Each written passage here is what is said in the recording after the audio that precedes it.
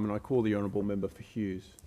Thank you, Deputy Speaker. We've just heard 15 minutes of absolute, complete red herrings, trying to create an excuse, Deputy Speaker, why the Greens think it is okay to subvert elections, to deny the fair and true election results through impersonating government bodies.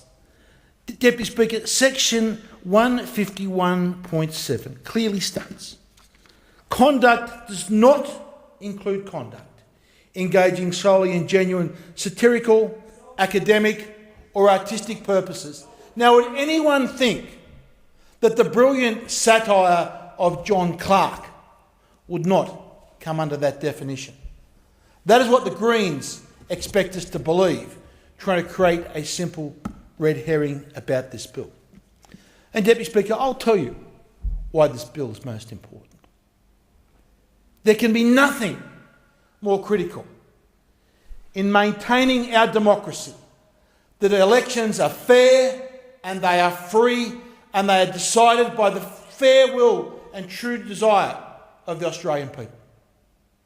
Nothing could be more important. No principle could be greater than we have to uphold in this House. And yet, Deputy Speaker, at the last election, we saw the Australian Labor Party engage in a deceptive and fraudulent campaign to intentionally mislead and deceive the Australian public. They sent out messages, and they didn't just send the messages out, they actually put the spade work in. They put the groundwork in to try and convince the Australian people that perhaps the coalition was absurdly selling Medicare. How you could sell Medicare, Deputy Speaker, is simply beyond me.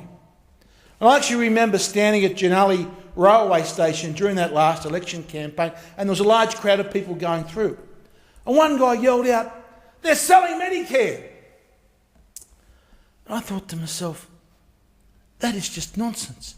How could anyone actually believe that? But the Labor Party was sowing the seeds for their campaign of deception and dishonesty. And we know, Deputy Speaker, in the dying days of that last election, they sent out perhaps thousands, perhaps hundreds of thousands of text messages purporting to be from a federal government agency, Deputy Speaker, purporting to be that they were actually from Medicare. And the laws, Deputy Speaker, it was a line ball call where they actually broke the law. Because if they had impersonated an officer of Medicare, they would have broken the law. But the way our previous laws were written, Deputy Speaker, no one expected that a political party would engage in such dishonest and deceptive conduct as the Australian Labor Party did at the last election. So, Deputy Speaker, that is why we must fix this law up. Because who knows, if we do not do this, what cunning plan that the Labor Party will come up with at the next election. Will they impersonate Centrelink? Will they impersonate Veterans Affairs? Who knows, Deputy Speaker? But you know why we have to ask that question? Because they showed no contrition whatsoever for their past misdeeds. They actually came into this Parliament, Deputy Speaker, and you think they would have been a little bit embarrassed, a little bit apologetic, and say, we are sorry that we tricked and misled thousands and thousands of Australians into believing the coalition was going to sell Medicare. And we are sorry. But instead, they came into this Parliament and they wear that as a badge of honour. That's what the Australian Labor Party, they wear as a badge of honour that they deceived people at the last election. That is why this is so important, Deputy Speaker. Because we've seen, time and time again, the Australian Labor Party have no respect for our democratic traditions.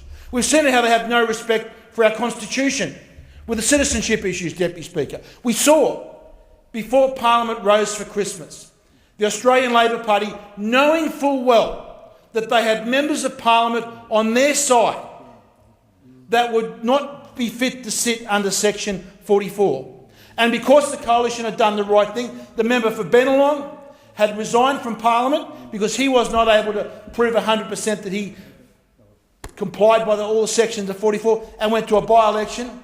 So when we were short, Deputy Speaker, on this side of the Parliament, the Australian Labor Party took advantage of that, knowing full well that they had members, such as the former member for Batman, that should not be here. That is the respect that the Australian Labor Party have for their constitution. We've seen the respect that they have for our democracy. That's why this bill must be supported, Deputy Speaker, because at the next election, Deputy Speaker, even though people are going to be aware, we do not want to see a repeat of those tactics of dishonesty about impersonating Medicare or going on to impersonate other government agencies. So to the specifics of the bill, Deputy Speaker. The bill introduces new offences in the Criminal Code Act of 1995 to criminalise the impersonation of a Commonwealth body. Specifically, the offences will prohibit a person from falsely representing themselves to be or acting on behalf of or with the authority of a Commonwealth entity, company or service.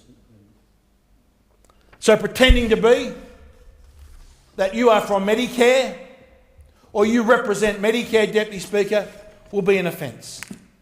Pretending, Deputy Speaker, at an election time that you are from Centrelink to frighten old age pensioners will be an offence. To pretend that you are from Veterans Affairs, Deputy Speaker, at an election time to mislead and deceive the Australian public will be an offence. And so it should be.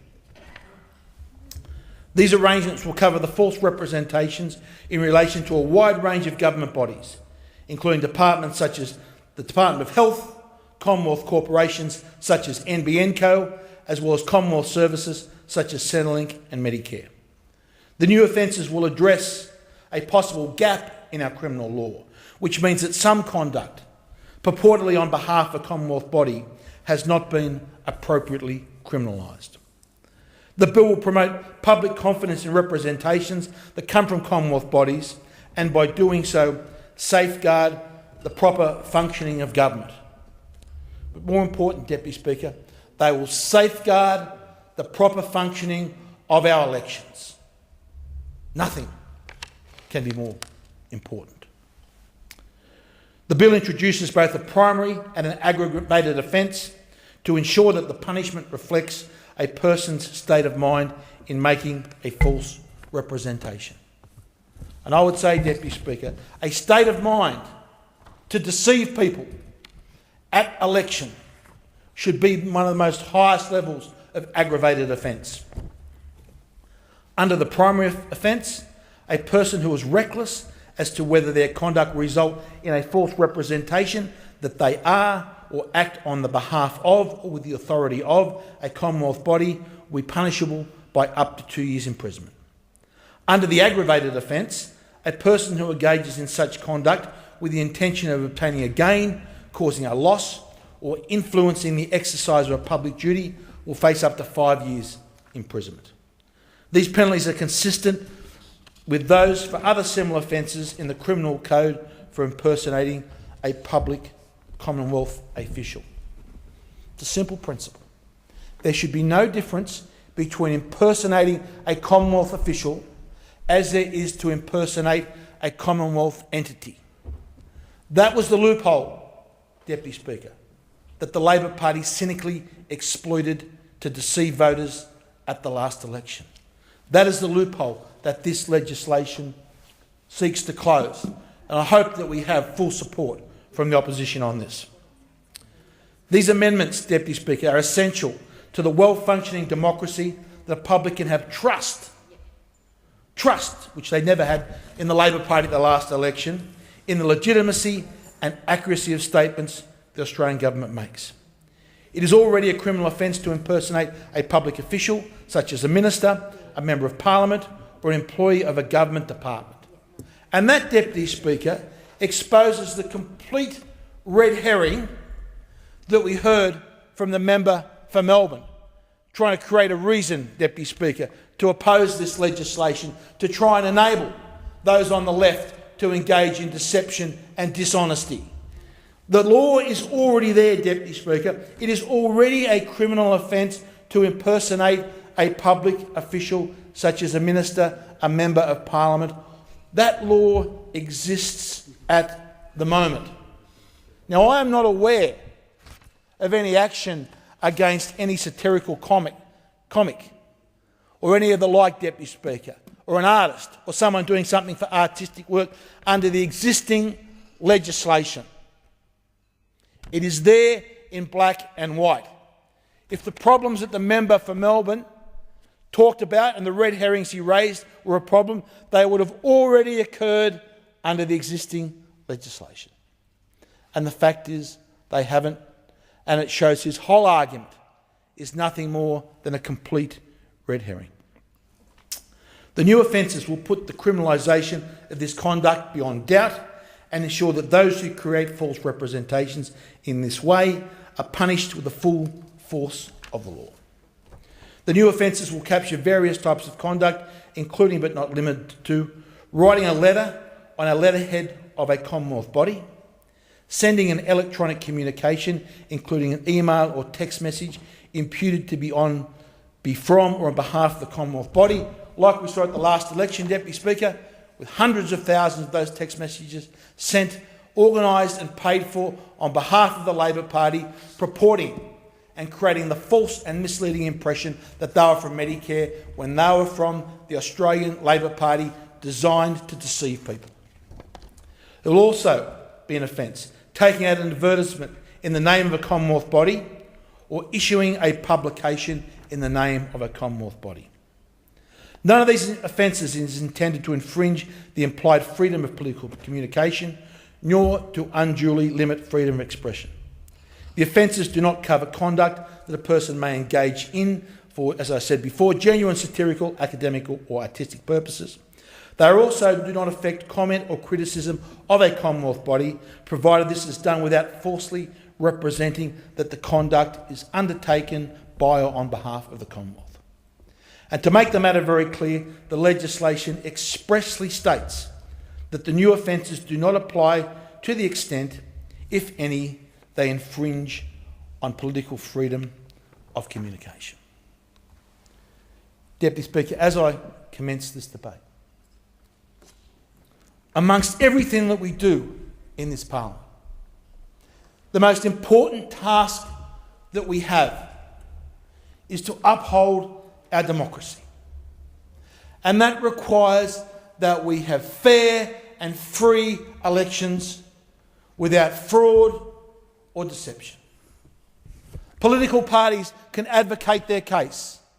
They can gild the lily, Deputy Speaker. They can make predictions of the future. But they cannot and they should not engage in a deception.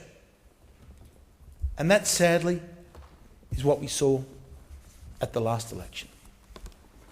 Deputy Speaker, this is an important legislation. It goes to the integrity of our political process. And I would expect that every single member of the Labor Party that was elected at the last election not only votes for this bill, both here in the House of Representatives, in the Senate, but when they do so, they show some contrition about the deception and the dishonesty that they showed at the last election. They should come into this Parliament and they should apologise to the Australian public for that misleading and deceptive conduct. That, Deputy Speaker, and support for this bill would go a long way to show that the Australian Labor Party believe in our democracy and believe in fair and free elections. I hope, Deputy Speaker, when the vote is called, that is what we will see. And with that, Deputy Speaker, I commend this bill to the House. I thank the honourable member for Hughes.